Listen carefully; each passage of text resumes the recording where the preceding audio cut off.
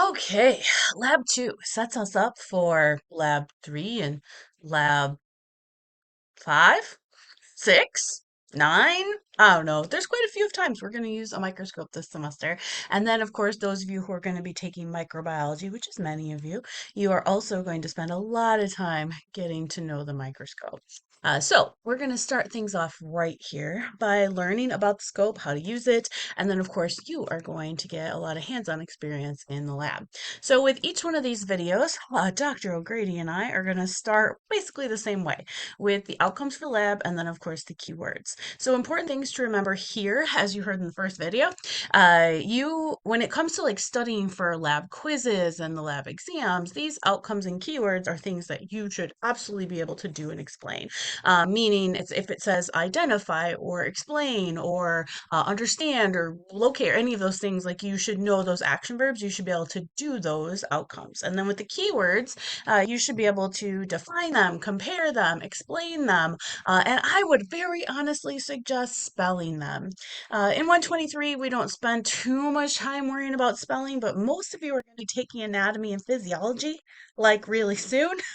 And in that class, we do spend a lot of time in lab worrying about spelling. So I think it's a good thing to get in the habit of as we are here in Bio 123. So there's your layout of what we are going to cover, and I'm going to walk through some of that here with you now for specifically lab 2. All right, so let's talk about this microscope. So in our lab, we use what's called a light microscope, and you will see other discussions in different parts of your lecture, other classes you might take about other types of microscopes. But we have our cute little light microscopes, which basically just uses light to pass it through a specimen, which means when we go to make slides, which are the little glass pieces that we put specimen onto, we need to have the specimen thin enough and clear enough that the light will actually pass through it so that we can see it when we look through the oculars. Okay, so a couple important things to think about with our microscope is the magnification. Basically, how zoomed in are we on the specimen? And I think for most of you, it's very easy to compare to like our phones, right? When you're using your phone camera, you can zoom in, right? Actually, you can even zoom out now, which you cannot do with a microscope, right? You can go from 0.5x all the way up to what? I think mine's like 35 or something x, where you can zoom in. So that's kind of what our magnification is on the microscope as well. So for example, in this image that Jason Cashmore took underneath a 40x objective, we are looking at these cells going through mitosis at 40x, which means we are zoomed in that much, right? So magnification basically is just how much are we zoomed in. So as we zoom in, one of the things we see is a change in resolution.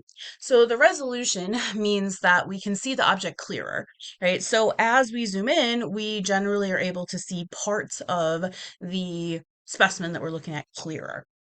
Now, we won't always see the whole specimen anymore as we zoom in, which is something we'll talk about in this lab, but we will be able to like separate out different parts and different pieces and see them a whole lot clearer, which is basically what resolution is.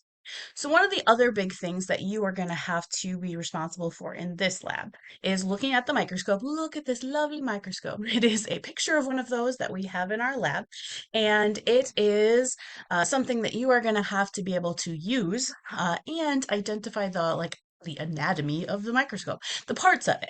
So you should be able to name the part and then tell me what those parts do. So on lab exam, for example, you might have an arrow or a sticker attached to part of the microscope and you'll be asked what that part is and then be asked its function or what does it do. So I am going to go through that with you.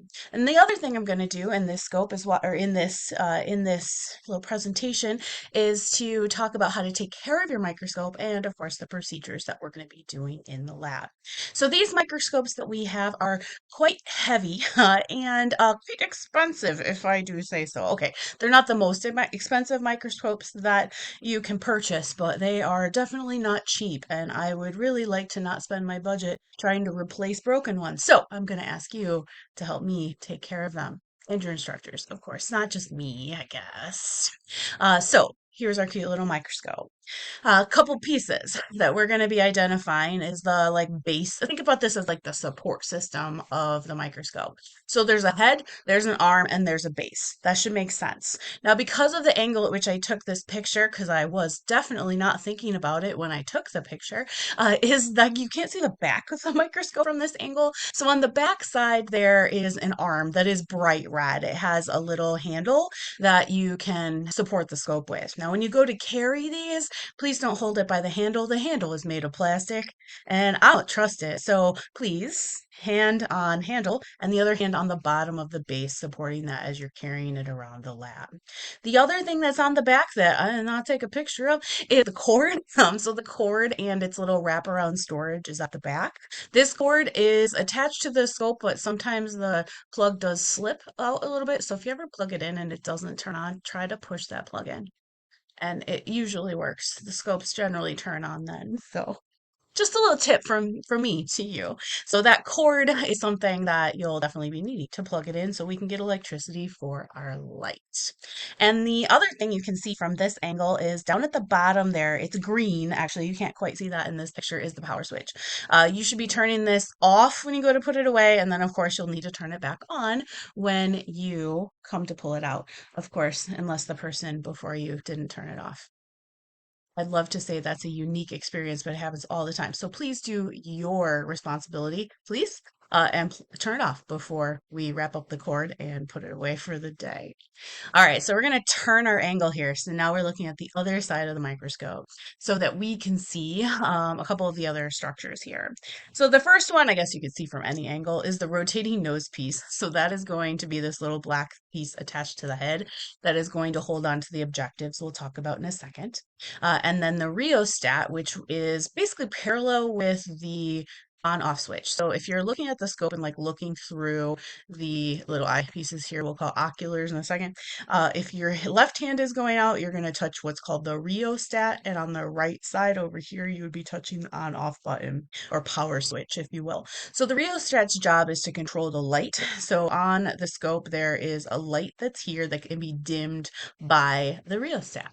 So we turn it up, turn it down, and trust me, you will not want it all the way up. It will probably blind you. The lights on these microscopes are not dim, not even a little bit. So the stage is where we are going to spend most of our time moving stuff around. This is where the slide is going to go. So with our scope, we have a flat black stage, and then there are stage clips. These clips do not go up and down. They only go side to side. So when you go to put the slide in there, you will not be putting the slide under any of the clips, as opposed to maybe some of the scopes you've used previously in other schools or other classes, wherever you've been. So ours just go left, right, and we shove the slide in there so that I call it hugged by the stage clips, not under the stage clips. All right, and then the other thing that I mentioned here is how the lamp, wait, here, it's on the next one. So this is the lamp. The lamp is where the light comes from. So the rheostat that was down here is going to control the brightness of that lamp. And the light is going to then come up through this apparatus to the stage. So one other way, actually it's the way I prefer to control light, it helps to control the amount of light that passes through this little apparatus called the condenser diaphragm. I find it much easier to do little changes in light. So this kind of just turns left to right like a little dial under this stage. So that little diaphragm will help to control the light here, which is one reason why sometimes it's referred to as the iris diaphragm, because it's like the iris of our eye that controls the amount of light that enters our eyes. So that is going to help us to control the light passing through the slide that's going to be sitting on our stage. So now let's talk about magnification a little bit. So as I said earlier, magnification is like how much we're zooming in.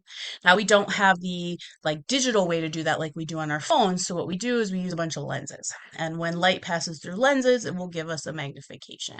So the first magnification that we have on our scopes are the ocular lenses. So ocular means eye, right? So there are on all of our microscopes, we have two oculars. So it's a binocular, and these do adjust the same way binoculars do, which is really nice. You can get them set to your eye. And you'll also see written right on them where this white print is, it will say a 10x magnification. So if we were to look at the slide just through that 10x of the oculars, you would be zoomed in 10 times. objectives. Now it's not good enough for us. We need more magnification. So we are going to have down here, click button, what we call the objective lenses. So the objective lenses here are going to have three different sizes for what we use in the lab. When you go to take microbiology, there will be a fourth lens there to zoom in even more. So we have three major objective lenses. We have what's called the scanning. That is our smallest or lowest magnification at 4x. The low power, which is our 10x, which is like kind of our medium power.